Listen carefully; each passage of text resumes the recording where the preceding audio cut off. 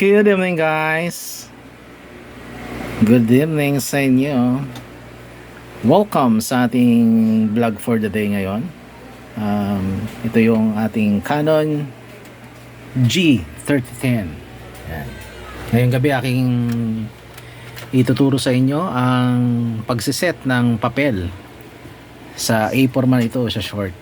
Ngayon lang gagawin natin ay ipapress natin ito. Yan. Pag press natin siya, select tayo ng hanggang 17. 1 na siya. 2, 3, 4, 5, 6, 7, 8, 9, 10, 11, 12, 13, 14, 15, 16, 17.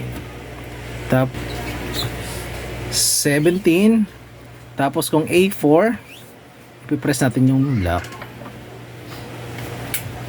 Ayan. Tapos kung yung gusto naman natin na short ang ating papel, ito naman ang color yung ating isi-select. Ganon din siya. Pindutin natin ito, tapos i-press natin 17. Tapos 17 dito. Yan. Sana makatulong sa inyo to, guys.